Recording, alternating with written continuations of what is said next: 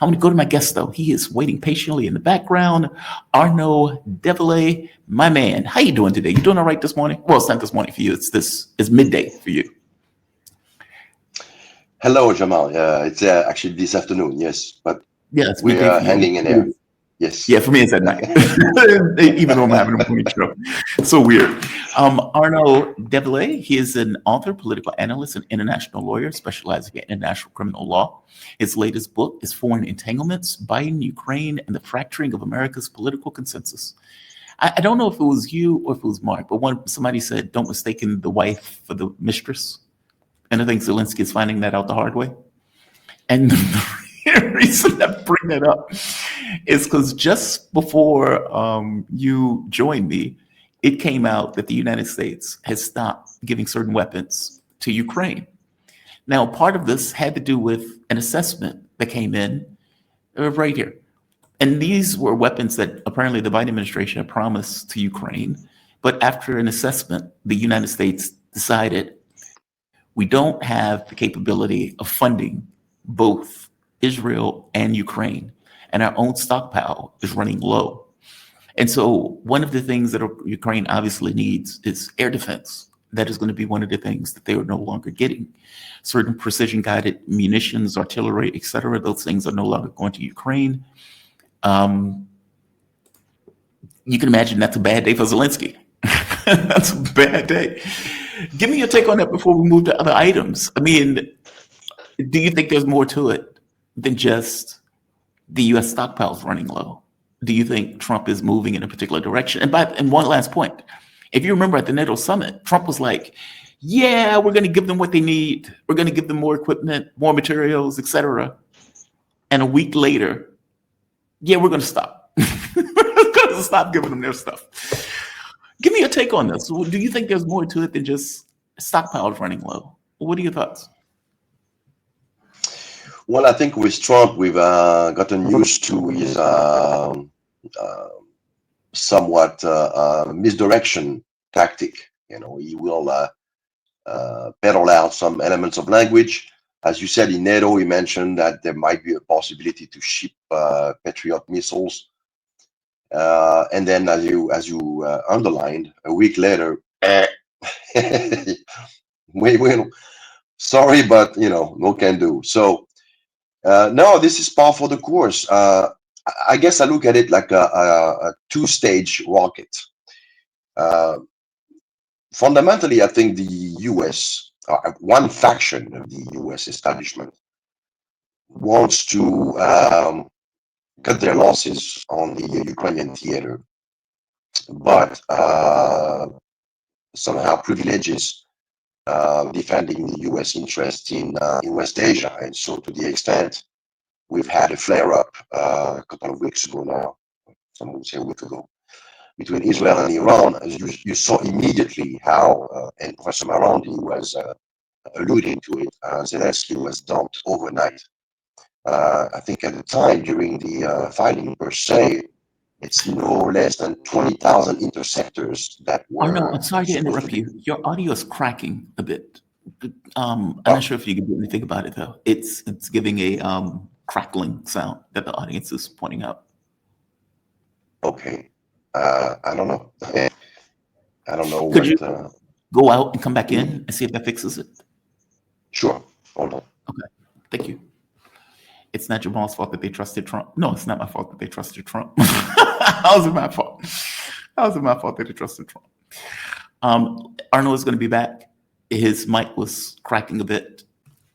Someone says like a loose mic jack or something. Yeah, I'm not sure what it is. Why change it? No. It doesn't sound cool. The crackling thing is kind of hard to listen to. So I'm glad he's going to try it and come back. I never heard Scott saying the U.S. should be disarmed too. There are a bunch of bad guys. Oh, here we are. Welcome back. How's the sound? Much better. Much better. Much better. Thank you for that. Right. I'm sorry. Please continue. I'm sorry to interrupt you. So so basically, Ukraine is yesterday's love story, to make a long story short. But the second stage of the rocket, the second component, is that there's this long-held hope to finally pivot to Asia. Yes. And so even within this particular context, as we've seen, we might spend a few minutes to discuss what happened in West Asia the last couple of weeks. But obviously the US does not, at least for the moment, and not to a comprehensive extent, be dragged into a forever war with Iran. So Netanyahu was given his window of opportunity. Although it's important to stress that what happened in the opening hours of Israel aggression against Iran only happened because the architect of True Promise 1 and 2, who was martyred during the initial attempted decapitation strikes, he discovered the imminent attack and the infiltration. And so the Israelis listening in realized that they were exposed, and that's why they decided to move forward and go ahead and start operations. Not unlike what happened in Lebanon a few months back, remember, with the beepers. It's only when they realized that some of the cadres of Hezbollah had discovered, the infiltration, that they decided to move forward and try to exploit what had been implemented to the fullest extent as possible before, all this work that had been taking, months, if not years, to put in place was to be going to waste, essentially. So that's what happened in Iran, as it turns out. And this being said, I mean, again, the US was somewhat, I think, not completely informed down to the T as to what was going on. There are general, contingents. I mean, a convergence, should I say, between Tel Aviv and Washington as to, the need to neutralize, at the very least. I mean, for the US, it's more about the nuclearization of Iran. But for the Tel Aviv regime, it's more about regime change. So they're not completely 100%, delving onto the same objectives.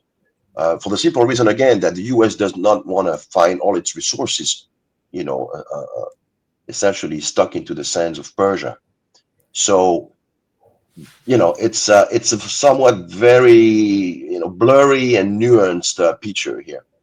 But Tel Aviv is, yeah, go ahead. No, please continue. I'm sorry. I didn't mean to interrupt. I'm sorry. So Tel Aviv, obviously, for its own peculiar personal reasons, wants to eliminate the last domino within the frame of the 7 countries in 5-year plan, Right. the Oded Yinon plan. But there are people in the US who basically want to try to take on China. This is what it's all about. It's the idea of taking apart, dismantling the BRICS, the rise of the BRICS. And so, basically double downing, in West Asia would not contribute to this geostrategic agenda. And so we have the Ukraine situation. Ukraine situation is going nowhere. The flare up in West Asia revealed that on a dot, all the resources, U.S. resources, can be switched over to the colonial outpost in West Asia. But even within this particular context, there's only that much, and only as far as the U.S. will get involved. So it's always important to keep that in mind. Yeah, as I point out to the audience, the Queen is a powerful piece, but you can only move once. Like you can have a lot of power in that piece, but God, man, you can't divert, into 3 different places at once. I disagree with you on this, though, and let me explain why. The 7 countries was a U.S. strategy, not an Israeli strategy. That was a U.S. policy, and the U.S. has assiduously followed that policy in Afghanistan, Iraq, Libya, Syria. Sudan is a basket case as we speak. And of course, the last domino in that the U.S. wanted to knock down was Iran. And so there was a dovetail I don't think the U.S. cared at all about the nuclear program. If you notice, when the attack started, the nuclear program went out the window. It immediately was, we need a decapitation strike. Israel's objective, which was, I strongly suggested, was pointing out to the United States, Trump crowing about it 24 hours later, because he believed that this worked. Meaning Trump knew exactly what was going on, that the objective was to try to overthrow the government of Iran. And Trump, when he thought it was a success because he's incompetent and he believed the nonsense that they told him that the Israelis can do it, we don't have to have our hands on it, we can have this kind of political distance from it, was out there crowing, well, we told them they should have made a deal. They should have told, they should have came to the deal. They should have agreed to whatever we told them to agree to. And then 48 hours later, he's panicked because he believes that Iran may hit U.S. ships. And is out there saying, well, we didn't have anything to do with it, but don't touch our ships or else. Meaning that's fear. That's him being freaked out because he's perfectly aware that Iran knows you tried to take down our government. We know your hands were on it, and you don't know how we're going to respond to it. And we may have 20,000 dead Americans coming back in body bags as a result of your hands being on it. That was U.S. policy. That wasn't just Israeli policy. That was U.S. policy also. Do you disagree with that? I mean, I agree with you that the U.S. doesn't want to get bogged down in a war in the Middle East. 1,000% agreed. But if they can take down a government on the cheap, and if Donald Trump can come out believing it's a win, he'd do it. He'd do it. Give me a take. Give me a take. Maybe I'm wrong. Maybe you can dissuade me from this point of view. No. I think we're both looking at it like it's some kind of dichotomy, and you're right. It's not a dichotomy. I mean, the two countries, and it's somewhat very difficult to analyze which is the dog and which is the tail of the dog, because we have such a unprecedented symbiotic between the two nation states. Keeping in mind that fundamentally, no two nation states share the same sense of interest. Agreed. In the case of the U.S. and Israel, in the wake of 9/11, they were somewhat trying to sell us that there was no light of day between the two countries in as far as what they were seeking. Yes. But I guess this stems from an ideological current that took over the State Department and a substantial part of the Pentagon with the neocons. But the neocons are not the only faction within the deep state. And so I think that to the extent they may have some sway still today, cross-party line, there are elements, within the Pentagon who are trying to, refrain the U.S. from getting dragged into a situation. Because let's put it this way, I don't think Tel Aviv would care if the U.S. was to lose itself. I mean, in the most literal sense, in a forever war with Iran. As long as Tel Aviv emerges as the new hegemonic power in the region, and owing to that region's being rich in oil and gas, controlling all those routes, somewhat getting one foot on the bricks and one foot in what remains of the Western sphere, they would basically leave the U.S. as a empty husk behind them. They would not care about this. Well, let me dig into that for a moment. Do you think Russia would get involved in the case? I mean, this would be the U.S. taking down an ally of Russia and China that is vital to any notion of multipolarity. Well, where I'm agreeing with you is that to the extent Iran is the main purveyor in oil to China, it's 1 million barrel a year. China depends for 70% of its energy from petrol supply from Iran. So that would definitely somewhat serve, that would somewhat serve the U.S. interest to have Iran being somehow taken out. But Iran is not alone. It has those 25-year partnership with China signed into 2022. It just signed a strategic partnership with Russia, although it does not include a mutual defense clause. Yeah, that's right. But there's also the North-South corridor, which Russia has invested a lot, to get access to, the Indian Ocean. So it's all part of something that's much bigger than any one of those three individual countries taken separately. We're talking on top of it with a political culture in each of those countries, which is not predicated on a 5-year presidential term with half of it spent on political campaign. We're talking about very stable governments who are, planning decades in advance. So to that extent alone, it would have been difficult to anticipate a quick, one raid and you're out, unless they had taken out the spiritual leader of Iran, Ayatollah Khamenei, which might have been a game changer, but they failed in doing so. And so basically, it only took time. They have such a strategic depth as well. So even though the Israeli Air Force might have exercised a measure of control over the western airspace of Iran, that was not the case for the entirety of the country. And they were able then to retreat to the center of the country and the eastern part and activate those missile launchers. So, it was, you have a very small window of opportunity. The US somehow accommodated the Israelis only to the extent that they realized that Iran wasn't going to, fall over like Iraq did or Syria eventually. And by that time, it looked like, we have to rethink this. Let's implore for a ceasefire. We understand Iran needs to save face as far as the attacks on Fordo is concerned. So there must have been behind the scene arrangements to, and Iran went out of their way to warn the US to evacuate all personnel so that there would not be any casualties. But this had to be done, obviously. Obviously, also there's a military censorship. I mean, we don't know to what extent, there was no casualties, the extent of the damage as well.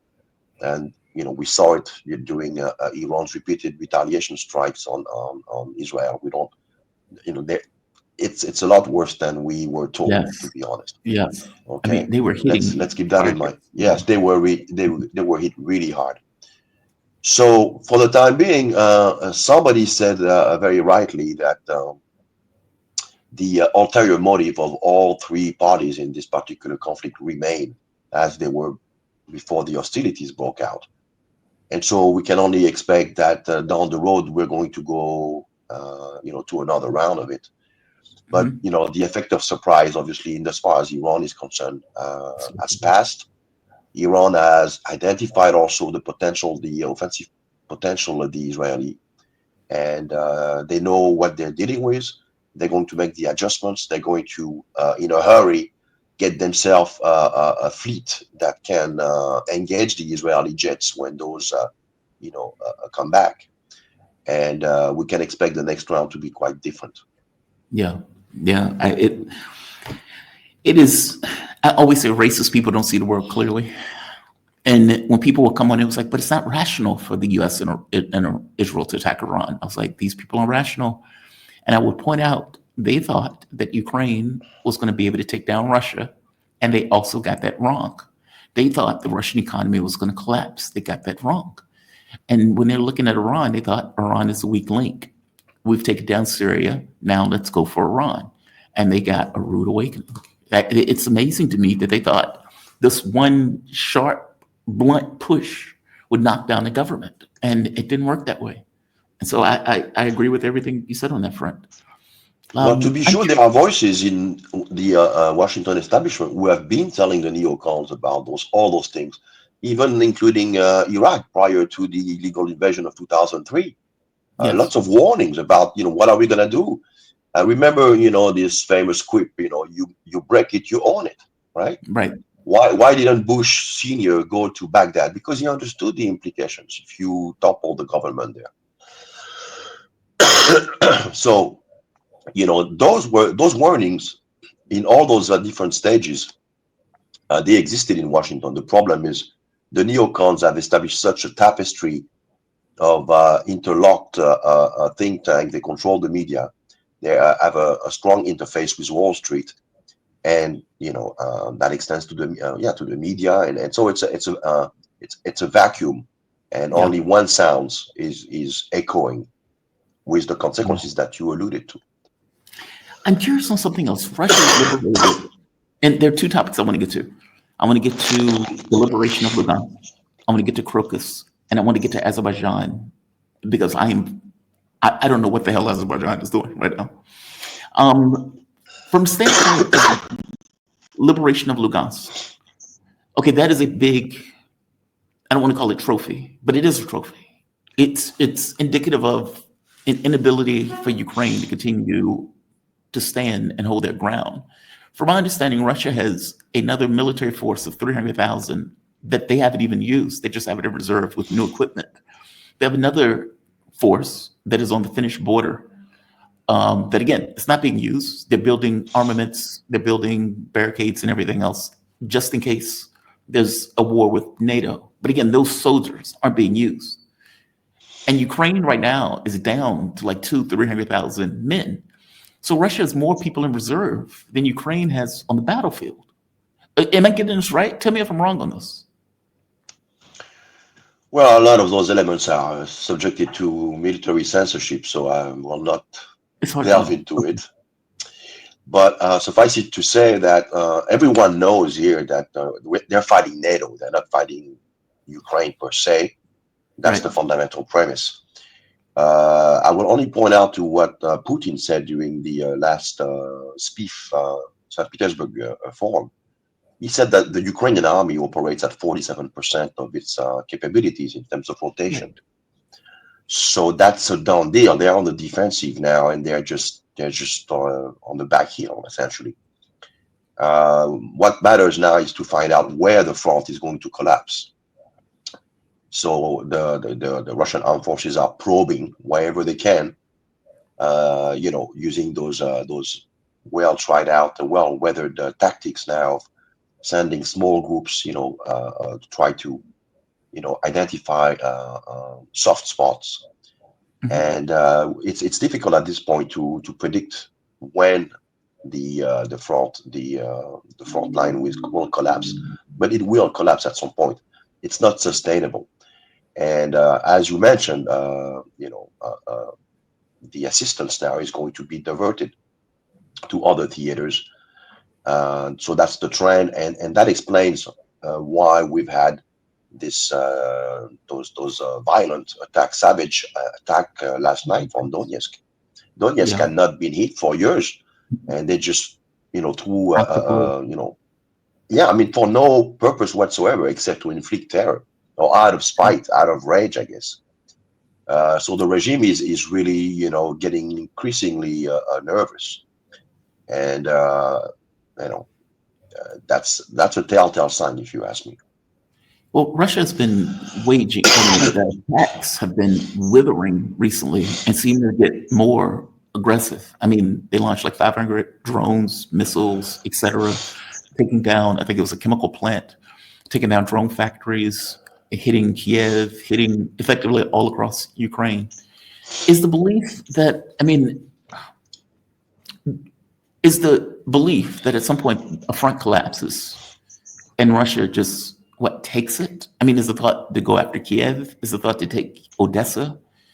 Are they trying to take Western Ukraine? Are they trying to create a buffer? Putin said something, by the way, when at the same conference that you mentioned before, he said something to the effect of, look, we're not going into the trap that the USSR went into, where we continuously increase our military budgets to the detriment of the country. And he said within a year or so, they're talking about cutting their military budget, which means 5%. that in his belief, this is going to be over with. Like, it sounds like his belief is within a year or so, this war is done, that Ukraine at some point will collapse. And that in the context of that collapse, they can bring down the military budgets.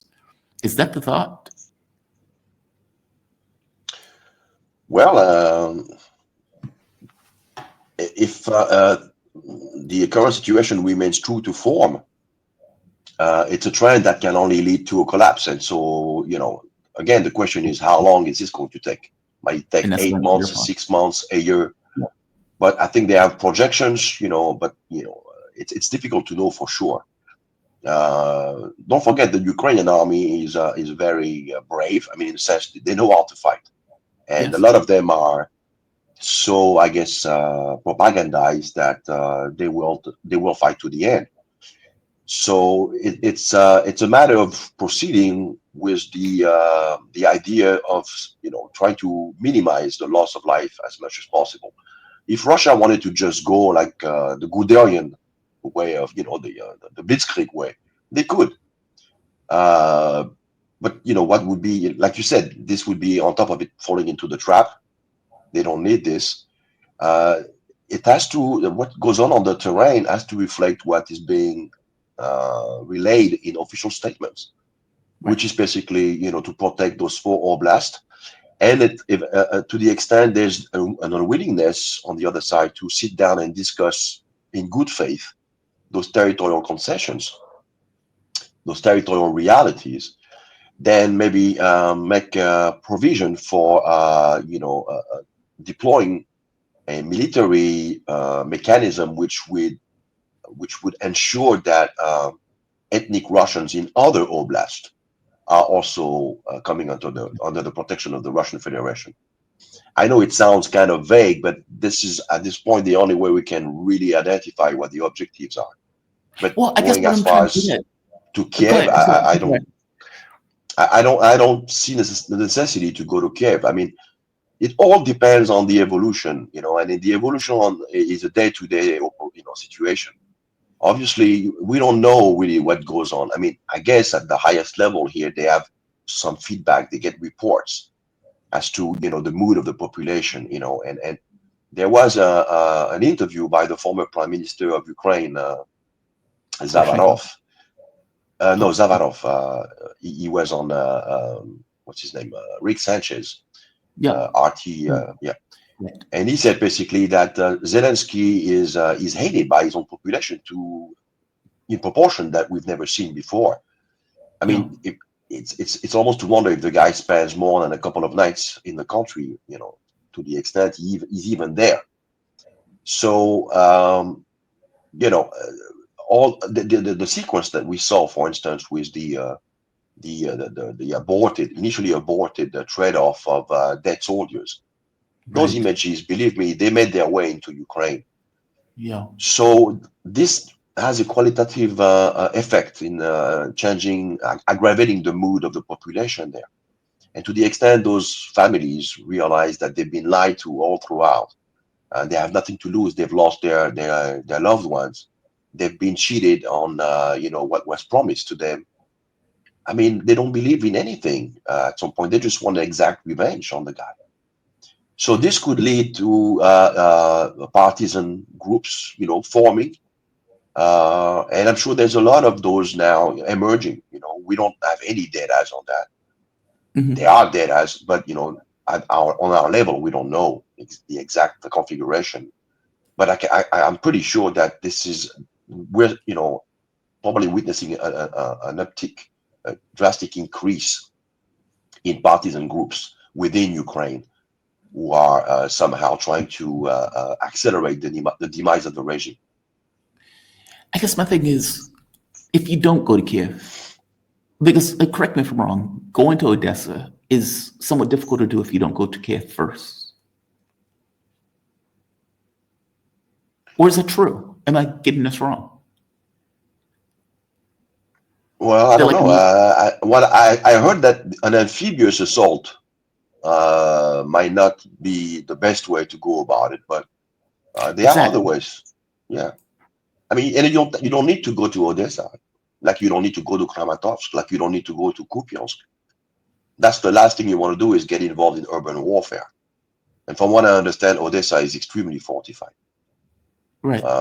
They've had years and years to fortify the city, so that's not what you would want to do in any event. It would appear that the Russian forces have privileged, this cauldron strategy. So you just basically create envelopes Right. and you cut off all the supplies until they basically come out with their hands up. Oh, I see. I see. I see. One last question on this front. Russia's started a spring offensive. They have been gaining ground on the entire 2,000-kilometer front. As we pointed out, Ukraine cannot keep this up. At some point, they will collapse. Any idea on I would imagine unconditional surrender seems to be what's on the table at this point. I would imagine that from their point of view, they can't trust anything coming out of Trump, especially after what he did with Iran and effectively lying and attacking during negotiations. Is that where Russia is right now? Unconditional surrender. Like Putin may dress it up in however he wants to dress it up. he would be very political in the way that he would say it. But Medvedev is the one you look for in this one. Unconditional surrender is what we're looking for. Because otherwise, how does Russia get what it wants? Russia wants Ukraine to acknowledge those 5 regions. And how do you get that without an unconditional surrender and them signing a document saying, yes, we acknowledge these regions as being Russian territory? Well, obviously, I'm not in the mind of the leadership, but I would assume that it much has to do with what you can promise Trump in a way of joint partnership in developing projects in whether it's in Russia proper or in the Arctic Circle. Yeah. Trump is amenable to those kind of things, and he's a no-nonsense. At the end of the day, West Asia is a different theater, but as far as Eastern Europe is concerned and all the other areas, where, Russia and the US can do business, there's plenty enough leverage for Moscow to use to get Trump to basically, and this is actually what's happened, because we started the show with this announcement. All this equipment is not going to be delivered. That's a game changer. That's a game changer. This will accelerate basically the weapons won't be delivered as a game changer. Oh yes, of course. That's what's actually one of the fundamental demands of Moscow from the early goings of the war. They used to, and they have been saying all along, if you stop providing weapons, equipment to Kiev, the war will be over in a couple of months. So you take that statement, and make of it what you wish, but this is what has been said. So I think they've understood basically what the game changer would be. So to the extent the US is now not renewing their military commitment, that could see, this could lead to a disintegration of the regime. Now, how is it going to take place? What form this is going to take? Rats are going to be fighting over each other. It's going to, yeah. Because there are a lot of unsavory characters in Kiev, no matter how you look at it. We talk about, the mayor of Kiev. We talk about Poroshenko. We talk about the gas princess Timoshenko. We talk about the most unsavory character behind Zelensky, the Zarosh, and people like that. But from the moment the wind is shifting direction, they are going to be tearing apart each other, for sure. So this will basically be a situation where you just sit back and let nature, do what it does best, weed out, a good portion of them, and then you come in and you take out what's left. It's easy to send in that confusion that will be most likely characterizing the situation I'm alluding to. It's easy to send some Spetsnaz to behind enemy lines and take them out one by one. You pick them off. Okay, but that still leaves a problem. You can't leave a Nazi regime in power that is still going to be working in coordination with the West.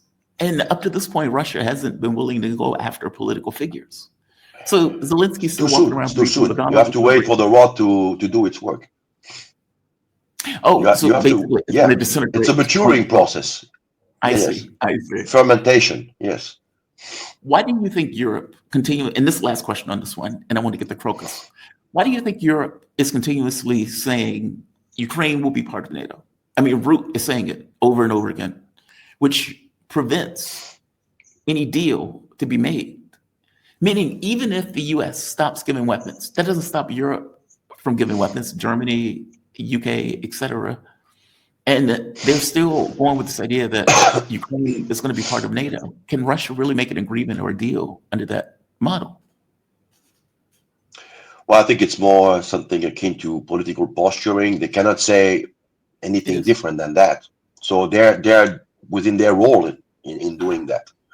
But at the end of the day, they are political midgets, and the US is the game changer. They're the one who decide what's possible and what's not, and Europe does not have the means of its pretensions and ambitions in Eastern Europe.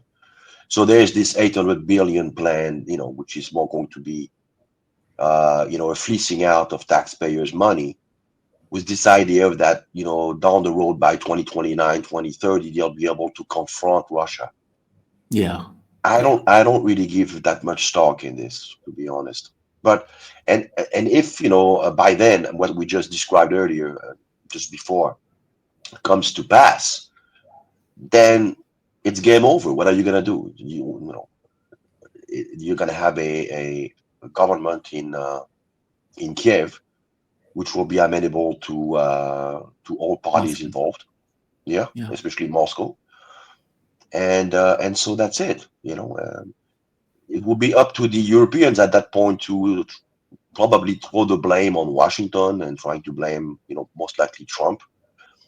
For the time being, they have to maintain appearances, and until either Trump gets out of office and they get someone more amenable to resume what was the initial geostrategic agenda, or basically, be able to be in a situation where if they fail, quote unquote, it was only because of Trump's, non-commitment to the project.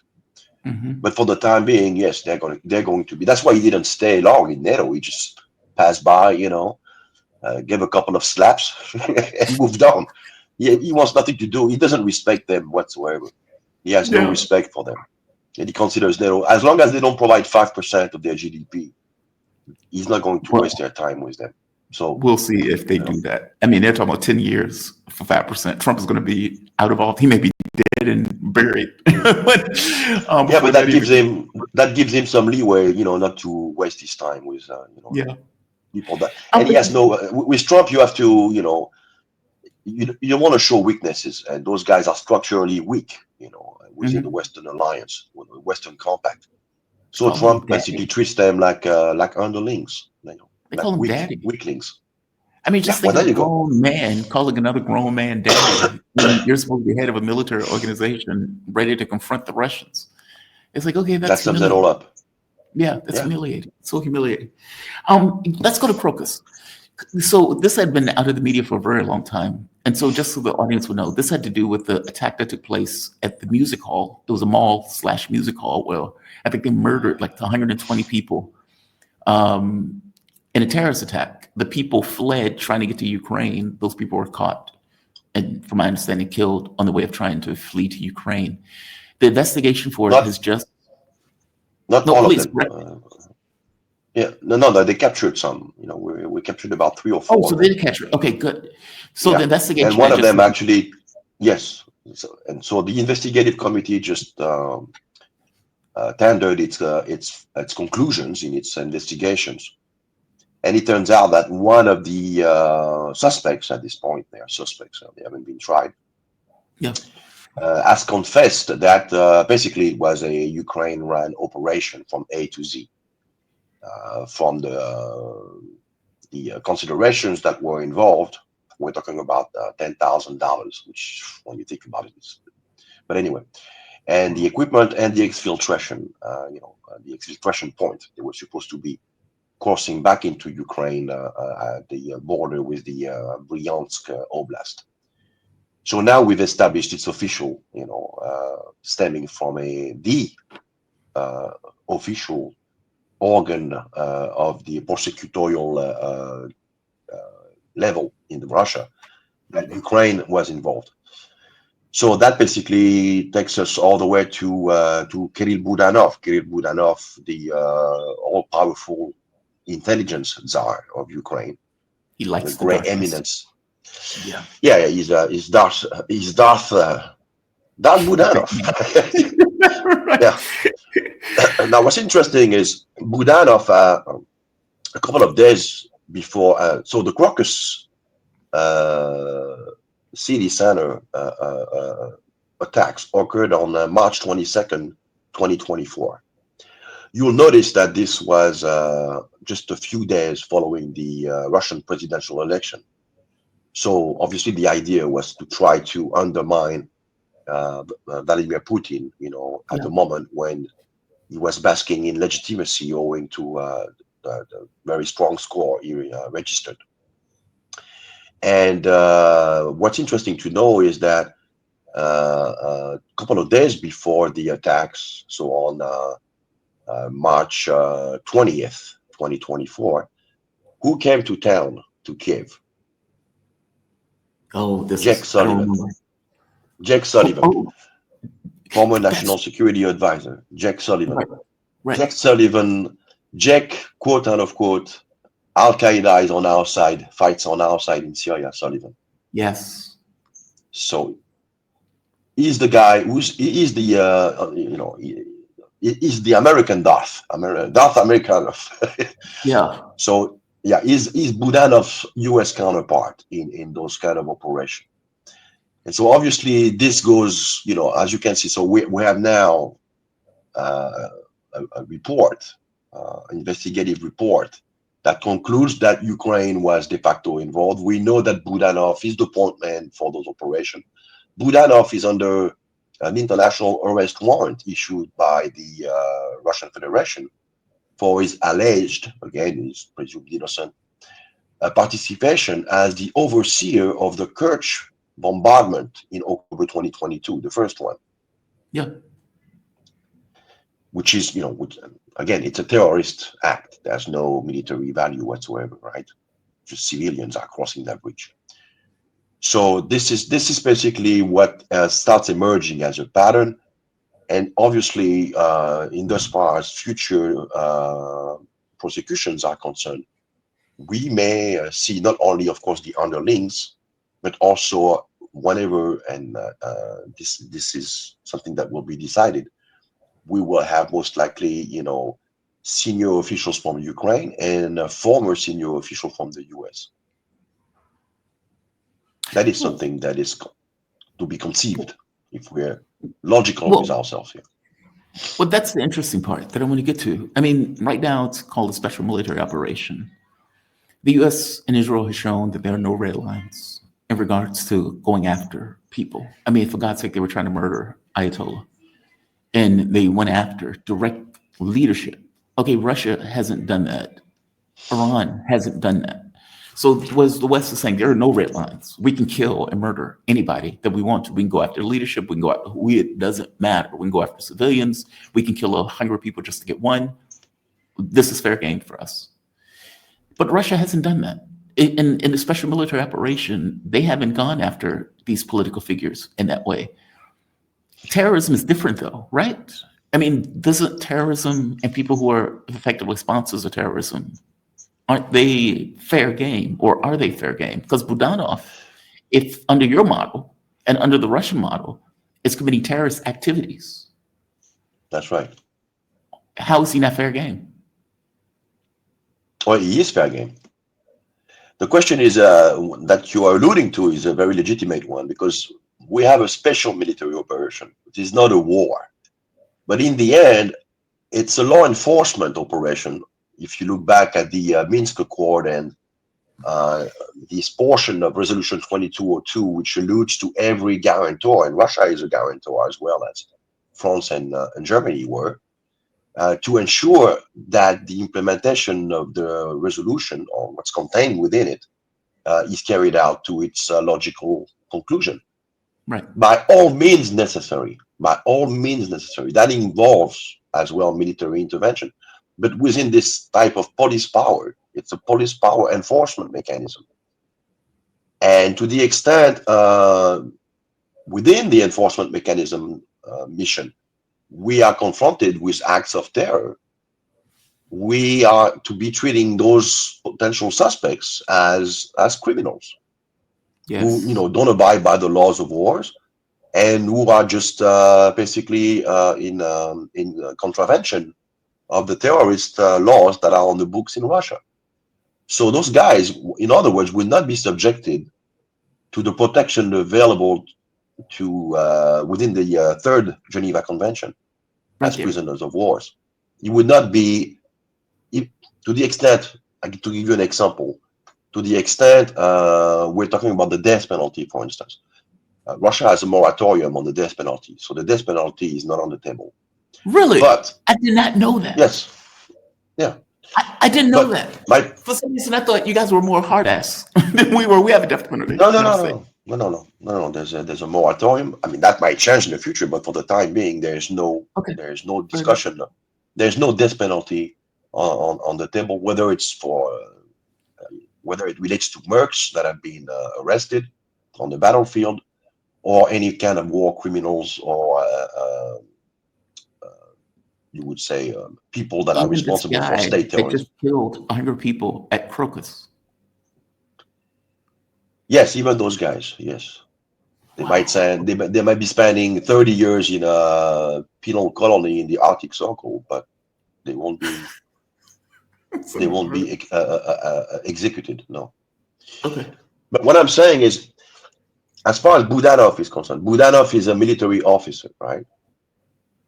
So as such, he, in the context of a conflict, which is, a conflict without being conflict, but you get my point, right? If Ukraine was following the laws of wars, right, in its military operations, this guy under the Geneva Convention would be potentially treated as a POW, and to the extent the death penalty was on the table, he would be treated as befits an officer. That means with a platoon, a firing squad. This is how you treat. I see. You see?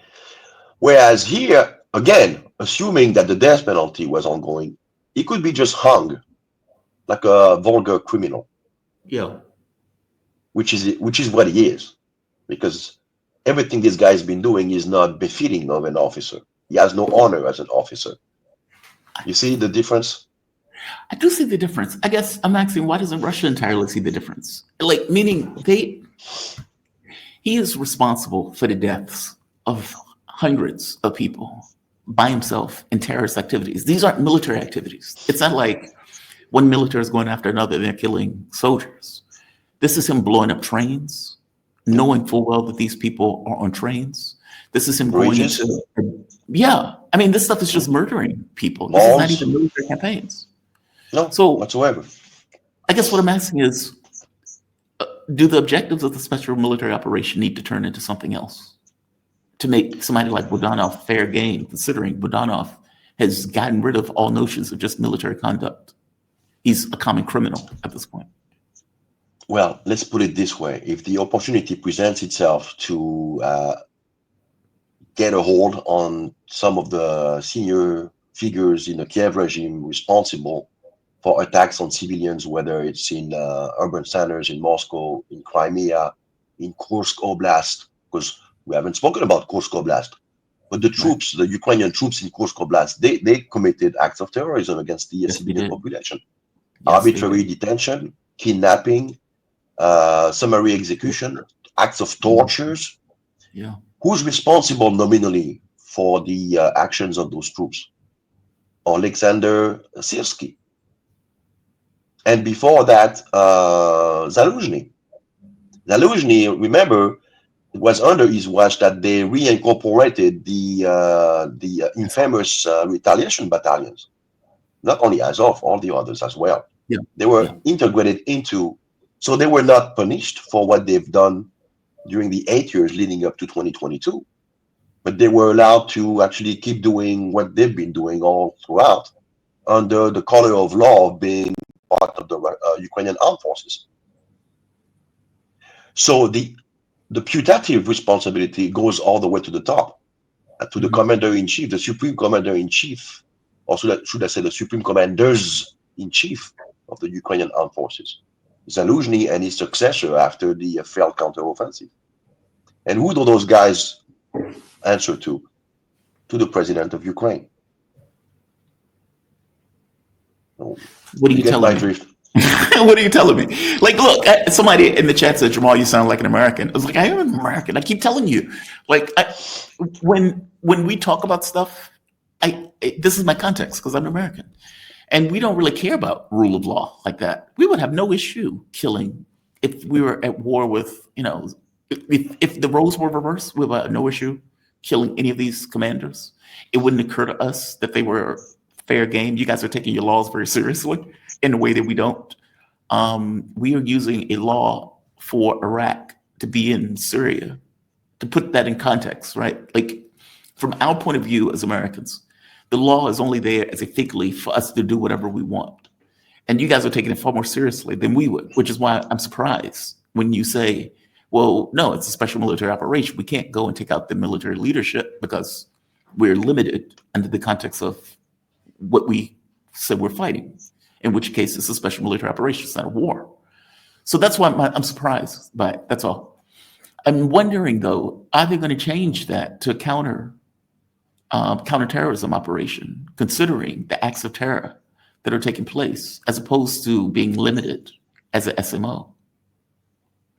Well, I think to the extent we're talking about a Russian version of the war on terror, we are right in the middle of it. I think anti-terrorism operations have now become a feature of the special military operation. And so to the extent, we're dealing with criminals who do not care a whit about the laws of wars, those people have to be brought into account. Yeah. And so it's difficult to say whether, if or when, some of those senior people will be arrested and brought into justice. But to the extent there's a legalistic approach to everything that Russia does, Russia will do its utmost to bring those senior individuals to answer and to account for their actions in a setting that will somehow, put a final seal to the sequence of what we went through going back to 2014, right? Yeah. The question now is to find out whether Russia will stop at the line of prosecuting those Ukrainian criminals, or if it will hold into account some of the former US senior officials responsible for the Maidan and everything that followed afterward. Now, how is Russia has a problem with this then? Donald and Zelensky are most likely going to go to Paris and live out the rest of their life in Europe. And of course, the US is not going to step foot in Ukraine, or what new Ukraine, if we want to call it that, at the point where Russia finally wins. How will they hold anybody in the US account for the terrorism that they were committing in Russia? Well, I mean, to be sure, you can hold them into account even in absentia. They can be tried and convicted if the evidence warrants it in absentia, and then Interpol basically will be tasked in issuing red notice. So, I will remind you that Bush Jr. is not traveling much out of the United States because there are international warrants for his arrest in Europe and in Malaysia. Yeah, but Netanyahu is. Yeah, but Netanyahu does not travel outside of Euroland and over the Atlantic. He only travels in the areas where the Zionist lobby, preps the terrain for him. He does not go anywhere else. So these people, even if they never get to be physically brought into a tribunal and sent to prison per se, they will be basically they will have a scarlet letter on their forehead, and they will be limited in their travels. They would have to think twice about going to certain places, and there will be a record accessible by everybody, who wants to know how the conviction came about, a criminal record. It's important. I don't know.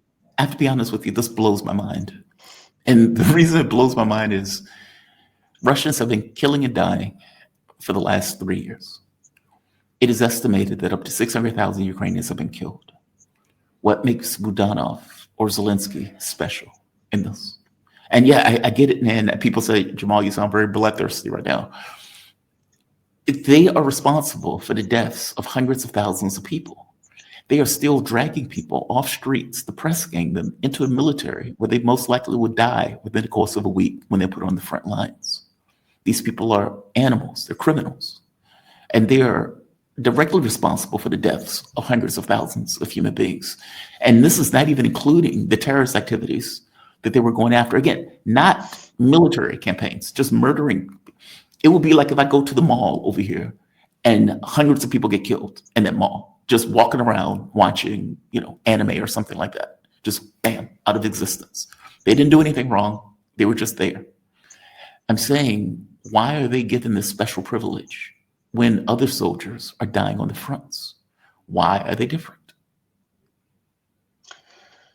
Different from I don't understand your question.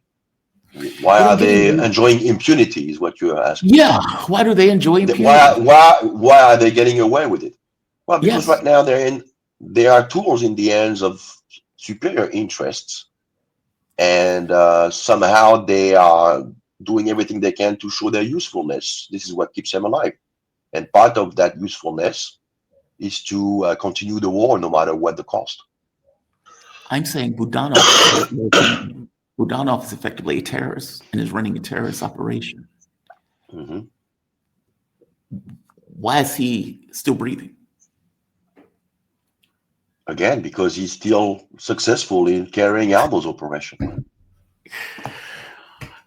Okay, fair enough. I'm just, from my point of view, these guys are running a criminal operation. This is not, it's one thing if you're fighting a war. Okay, I get that. Running a criminal operation where you're just murdering civilians on trains and malls in these, other locations where you're blowing up stuff and killing people. Again, this is not military value. This is just malice and vengeance. The Russian military. Yes. Yeah. And so it's like, from the Russian point of view, it sounds like, well, we're in a special military operation, and going after people like that, it's not part of the special military operation. We are very limited in what we can do. We're not going to take out the leadership, even if the leadership is running a terrorist operation. Wait. I'm saying, not so as fast. an American, good.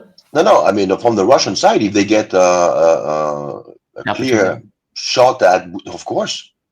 I mean, I think the idea is to catch them alive. But to the extent you get, the opportunity to take him out, I mean, they're going to put somebody else in his stead, right? I'm telling you, Budanov is going to flee to Paris. He's going to Paris. They're all going to flee. Right. They can flee. It's going to take the time it's going to take. But, they may try to flee and they'll be on the run, probably for a few years here and there. But they won't get away with it per se. I mean, they'll always have to look behind over their shoulder. Wow.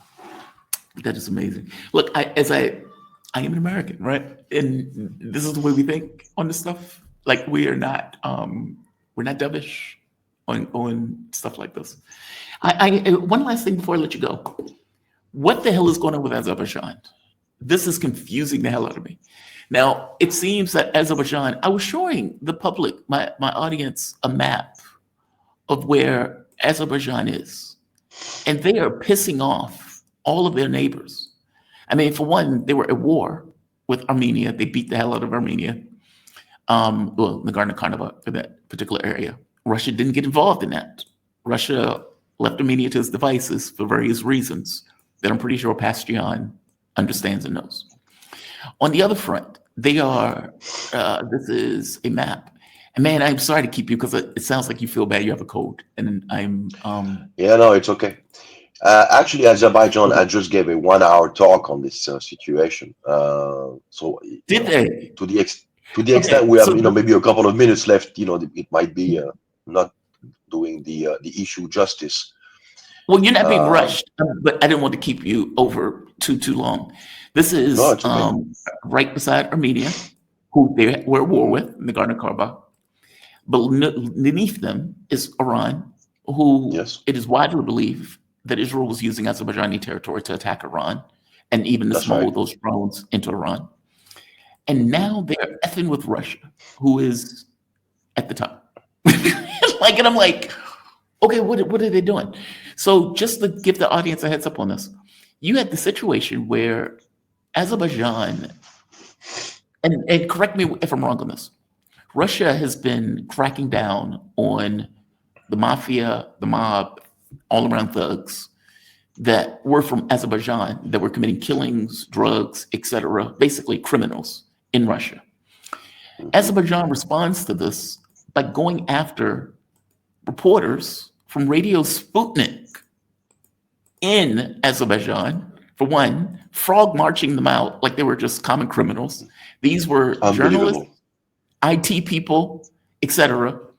You have images coming out of the people being abused and beat up. Like you can see, I'm trying to show the better picture of this. Look at this. They're bloodied, bruised. Yeah, they didn't even go out of their way to try to make them look presentable. It's unbelievable. That's outrageous, right? Yeah. And you even have situations where they're frog marched in jail. I'm trying to find that picture where they were frog marching these guys in jail. Yeah, I saw the footage. Yes. This is an F around, find out moment, from my understanding. Maria Zakharova came out and said, look, Azerbaijan better be careful. We don't have any issues with Azerbaijan, but, hint, hint, don't mess around. What is going on with this? Because from my point of view, if you are doing that because Russia's cracking down on criminals from your country, then it sounds like the government is very connected with those criminals that Russia's cracking down on. Otherwise, you don't do that. What's going on? Your words. What's true, right? Like if I'm going after a mob boss, and you I agree with you. That I'm going after a mob boss, then I'm going to say, okay, well, why are you pissed off that I'm going after a mob boss unless you're connected with the mob boss? What am I missing? Makes perfect sense, doesn't it? No, I agree with you. But at the same time, I look at the disproportionate means employed by Azerbaijan, by Baku, to somehow try to get even. This is completely out of the pale, outside the pale here. And I don't think they would act that way if they were not enjoying support from, well, the usual suspects, the UK, the Israelis. And this all connects to the European Union. This all connects to, the location of Azerbaijan at a key point of the Middle Corridor as well. Right. Also, its proximity with Turkey at so many levels, bearing on their belonging to the same Turkic origin. This strategy for Turkey that aims to extend this neo-Turanism into the Caucasus, and this idea of trying to undermine Russia under its soft belly. And so, yes, it's again, all those are all elements which plead in favor of having Azerbaijan acting as if they do not have a care in the world insofar as riling the Russian bear, because that's completely crazy what we're seeing here. Yes, and as I pointed out to the audience, Russia has taken more territory in Ukraine than Azerbaijan as a country. Like, meaning they've taken an Azerbaijan chunk. Now let's be very careful here. If you are referring to the late republic, so-called Republic of Artsakh, this actually, if we look at the successor state interpretation of territories, this belonged to Azerbaijan. Yeah, it's just that Stalin, back in 1921, as Commissar for Nationalities, decided to basically make part of Azerbaijan an area that was heavily populated with ethnic Armenians, to have them at each other's throat rather than united and plotting against the center at the time. You're referring to Nagorno-Karabakh, just to be clear. Yes, it's Azerbaijani territory at law. It is. Well, I'm pointing out that the amount of territory that Russia has taken in Ukraine is effectively the size of Azerbaijan. That's what I'm pointing out. Like, Azerbaijan is acting, it's pissing off all of its neighbors. For one, Armenia hates it because it beat up Armenia and taking back its territory in Nagorno-Karabakh. It is pissing off Iran, who strongly believes that it helped Israel in the war. And now it is 14 attacking million Armenia. ethnic Azeris living in Iran, by the way. Which, Yeah. if buoyed by Baku's successful military forays, and I suspect, I surmise that they have a view on creating a corridor alongside the border between Armenia and Iran to connect with this other enclave, Azeri enclave, on the other side of that southern Armenian territories, which itself has a very small but real border with Turkey. So you Oh, can you think start they want to seeing, quote unquote liberate part of Iran and take it no, for no, not liberate. Azerbaijan? They want to try to create a continuity between Turkey and Azerbaijan. And in order to do so, Azerbaijan need to force the creation of a corridor which will parallel the border, that strip of land, which is the border between Iran and Armenia. I see. But they are not in the best of position considering they're surrounded by countries that increasingly will hate them for what they're doing. Well, they're surrounded, yes, yes and no. I mean, they enjoy a lot of military support from very powerful states, some of which are not from the region, but uh, they have, the military speaking, the means to accomplish what I just described. Yeah, And they're certainly not going to wait for Pachinian to get the NATO membership, because that would be, too late by that time if you did right. that. So we can assume that Baku is going to make a move on that corridor, the creation of that corridor, pretty soon. And this will actually create problem with Iran, because Iran is a big supplier of oil to Armenia. And that might actually be, this corridor might be used to prevent such supplies from taking place. This can also have an incidence in I would say, the territorial integrity of Iran, because, like I said, 14 million Iranian citizens are of Azeri descent, and Right. they may feel emboldened when they realize that there's now a continuity between Azerbaijan and Turkey, and they want to somehow be reattached to greater Turanistan. That's part of this Neo-Turanism project in the heart of the Caucasus. This is the new great game right now, and not a lot of people are talking about it. So basically, Azerbaijan, Armenia, they want to create a corridor going to Turkey, which You see that is little strip of Armenian land, that kind of tongue that goes all the way down to Iran? down here. Uh,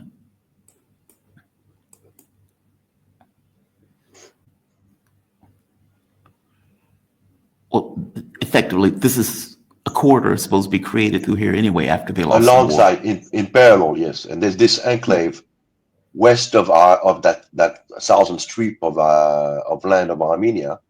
There's a Extended huge Turkey. Azeri enclave there. And to the northeast, sorry, to the northwest of this enclave, there's a small border, very tiny but real border with Turkey. Yeah. Wow. So, so where does this go? I mean, is this a new front in regards to the war? I Well, mean, they weren't able to get Georgia. The color same revolution failed. playbook, Jamar. It's the Rand Corporation, although, extend and harass Russia at its borders. This is I this know, but is this is this is what they're gonna try to do. This is basically create a foyer of instability, which is going to be, harassing Russia, under its thousand bellies. This is, this no didn't work change, out well different for players. Georgia. Well, this didn't work out well for Georgia the first time this happened. Georgia got wrecked. That's why Armenia is the substitute to Georgia. Armenia will be used as a useful idiot in that sense.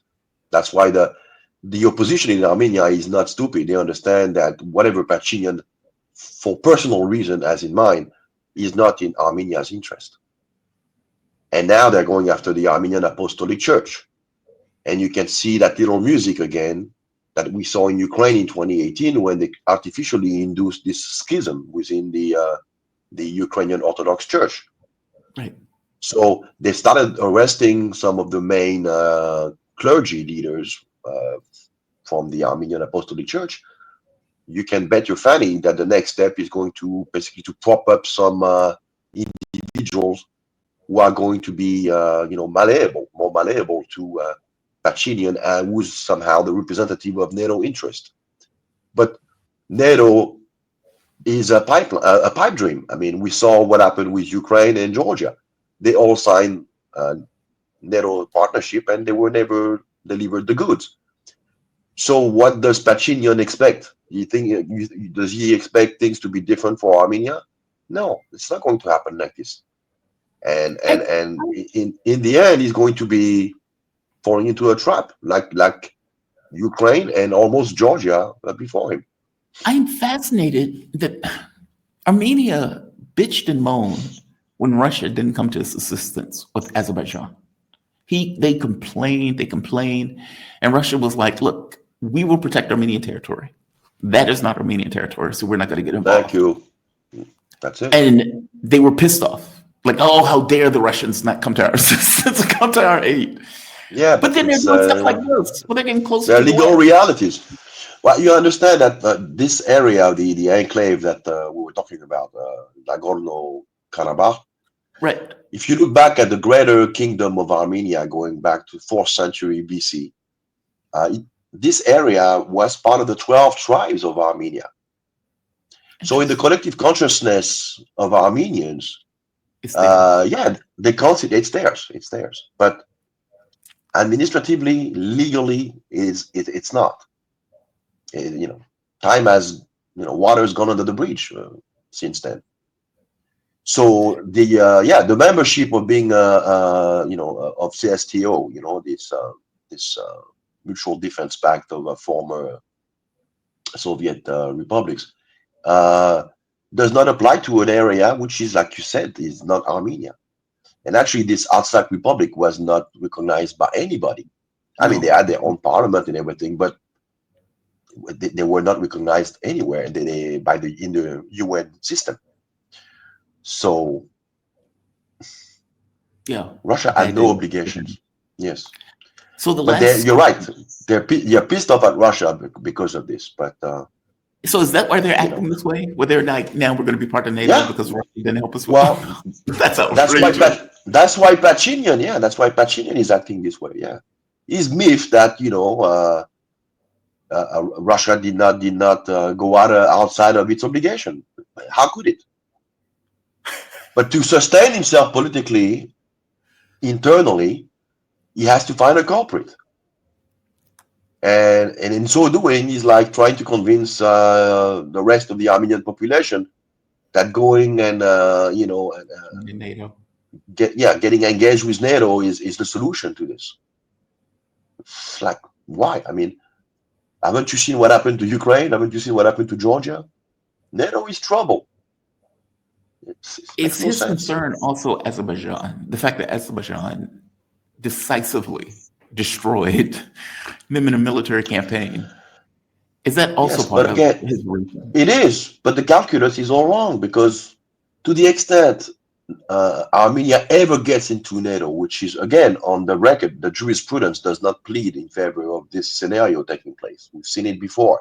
I mean, when was that NATO partnership signed as far as Ukraine?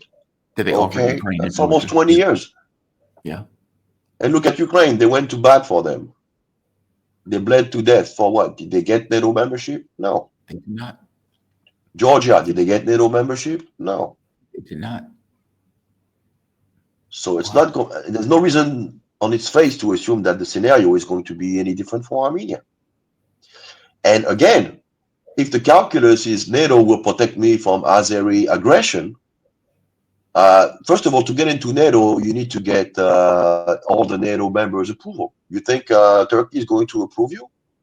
They are not. They are not. They are not. No. But Pachinian is still going to, he's still going to bat, and he wants to actually amend the Armenian constitution to remove the reference bearing on recognition of the Armenian genocide. That's probably to appease Turkey in anticipation of Whoa, are you securing their vote. serious? Yes, Are you and serious? that led the Armenian opposition to file article of impeachment against him. So he's facing article of impeachment. So the guy is on the back heel in Armenia right now. That's why he's lashing out and arresting everybody, including this Russian, this Armenian, ethnic Armenian with Russian passport businessman. Are you serious? He actually Yeah, is a yeah. that is mind blowing. That is mind blowing. So this guy is reviled. He's reviled and hated like crazy in Armenia. Wow, that is mind blowing. I can't believe he's doing that. I mean, the Armenian genocide was Turkey for the longest time has said we didn't do it, we didn't do it. The rest of the world believes that Turkey obviously committed a genocide. It was clear that they committed a genocide. I can't believe that Armenia is, wow, that's amazing. That is amazing. Arnaud, man, thank you for this. I am sorry you feel bad. Please feel better. That's okay. Somebody said I'm on the man. I'm on the man. Okay, fair enough. It might not sound like it, but you should have seen me 24 hours ago. I'm doing much better now. Please feel better. Arnaud Develay, he is author, political analyst, international lawyer specializing in international criminal law. His latest book, Foreign Entanglements, Biden, Ukraine, and the Fracturing of America's Political Consensus. You be safe. You have a good day. All right. Thank you, Jamal.